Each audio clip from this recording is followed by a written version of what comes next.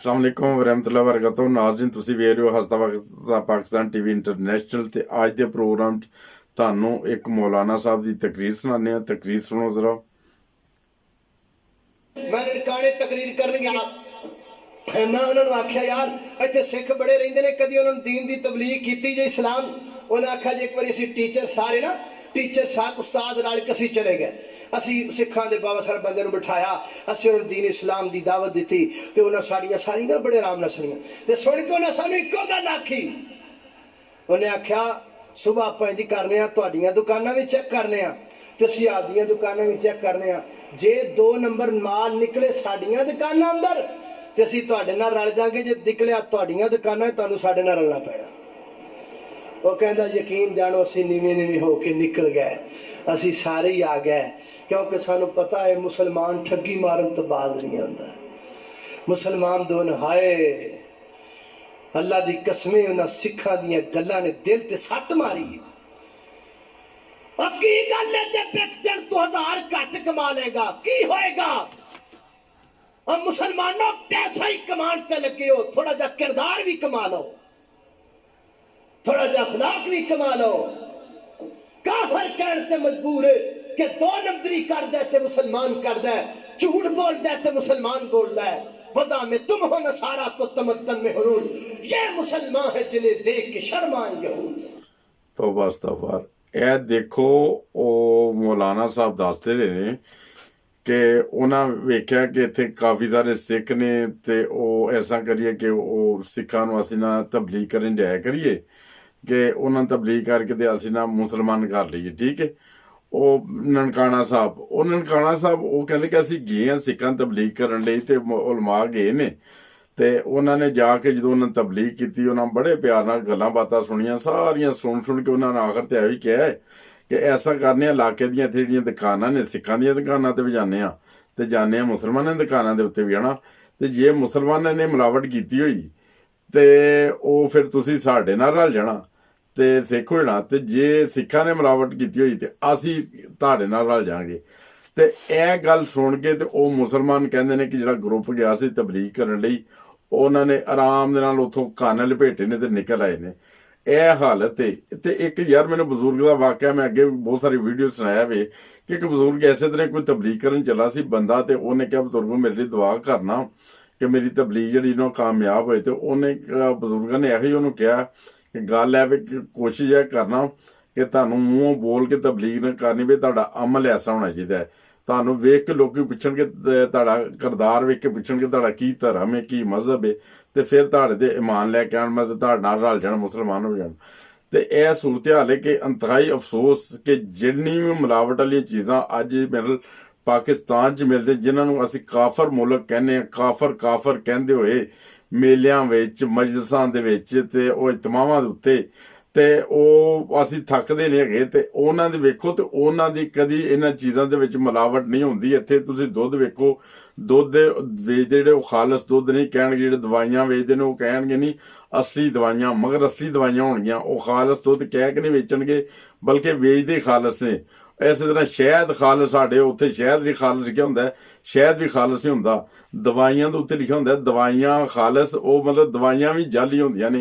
ते यूरोपीयन लोकी इन्हां दे तसव्वुर भी नहीं कर सकदे कि एह जिहड़ियां ने जाली दवाइयां वेचणगे, जाली दुध वेचदे ने साडे कैमीकल दे बना के जिहड़े असीं बच्चिआं नूं अपणिआं नूं पिआने आ। जाली जिहड़ा है ना ओह आंदरां दा तेल कढ के ते मार्केटां च वेच छड्डदे ने। फिर ओहदे बाद तुहानूं गाय का गोश्त कह के सूअर का गोश्त, खोते के गोश्त तक भेजते रहे पाकिस्तान च। यार की कुछ नहीं होंदा रहा पाकिस्तान दे विच। यह देखो यह लोकी यह जाली कहंदे नहीं हैगे, यह ना असली लिखते ने बल्कि असली चीज़ां खरियां ते सच्चियां जिहड़ियां चीज़ां ते सुच्चियां चीज़ां वेचदे ने। यूरोप च आके देखो तुसीं कदी हर चीज़ तुहानूं खालस मिलती है, तो पाकिस्तान च देखो तो कोई चीज़ तुहानूं खालस नहीं मिलती।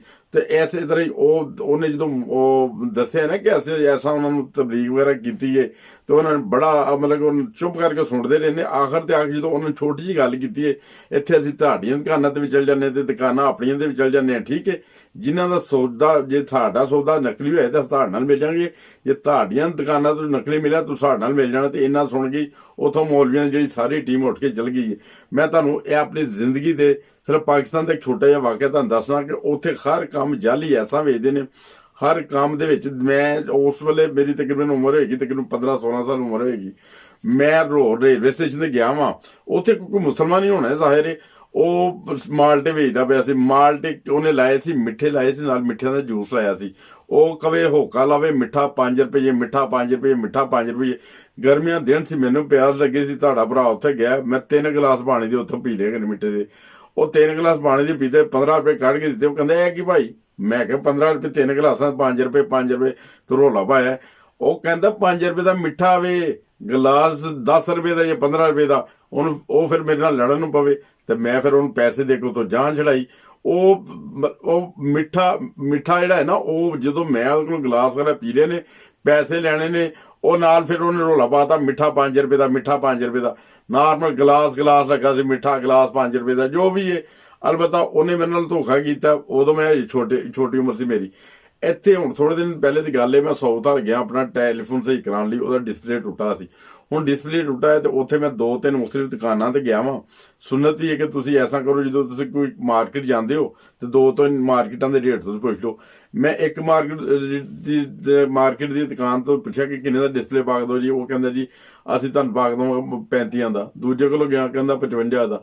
ਤੀਜੇ ਕੋਲ ਗਿਆ, ਉਹਨੇ ਕਿਹਾ 95 ਦਾ। ਹੁਣ ਜਿਹਨੇ 95 ਦਾ ਕਿਹਾ, ਉਹਦੀ ਅਗਰ ਸ਼ਕਲੋ ਸੂਰਤ ਦੇਖੋ ਤੇ ਖੂਬਸੂਰਤ ਨੌਜਵਾਨ, ਉਹ ਤੇ ਦਾੜੀ ਰੱਖੀ ਚਿਹਰੇ ਦੇ ਉੱਤੇ ਤੇ ਮਾਸੂਮ ਲੱਗ ਰਿਹਾ ਸੀ। ਮਗਰ ਉਹ ਮਾਸੂਮ ਹੈ ਨਹੀਂ ਸੀ, ਉਹ ਸ਼ਕਲੋਂ ਹੀ ਮਾਸੂਮ ਸੀ, ਮੀਆਂ ਸਾਹਿਬ ਦੀ ਤਰ੍ਹਾਂ। ਤੇ ਭਾਵੇਂ ਉਹ ਹੋਏ ਵੀ ਲਾਹੌਰੀ ਸ਼ਹਜ਼ਾਦਾ, ਜੋ ਵੀ ਸੀ, ਉਸ ਬੰਦੇ ਨੇ ਮੈਨੂੰ 95 ਰੁਪਏ ਕਿਹਾ। ਦੇਖੋ, ਇੱਕ ਪਾਸੇ ਮਾਰਕੀਟ ਦੇ ਵਿੱਚ 35 ਰੁਪਏ ਦਾ ਪਾ ਕੇ ਦਿੱਤਾ ਜਾ ਰਿਹਾ ਉਹੀ।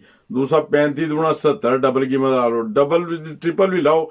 ਫਿਰ ਉਹ ਜਿੰਨੇ ਦਾ ਉਹਨੇ ਮੈਨੂੰ ਕਿਹਾ 95 ਰੁਪਏ ਦਾ, 95 ਰੁਪਏ ਤੇ ਮੇਰਾ ਲੋ ਹੈਂਡੀ ਦੀ ਵੈਲਿਊ ਨਹੀਂ ਸੀ ਹੈਗੀ। ਤੇ ਅਲਬੱਤਾ ਇਹ ਚੀਜ਼ ਹੈ ਕਿ ਇਹ ਬਿਲਕੁਲ ਮੌਲਵੀ ਸਾਹਿਬ ਨੇ ਬਿਲਕੁਲ ਸਹੀ ਕਿਹਾ ਗਿਆ। ਉਹ ਸਿੱਖਾਂ ਨੇ ਵੀ ਸਹੀ ਇਹਨਾਂ ਜਵਾਬ ਦਿੱਤਾ ਹੈ। ਉਹ ਆਨੇ ਵਾਲੀ ਲੈਣ ਤੇ ਆਏ ਨੇ।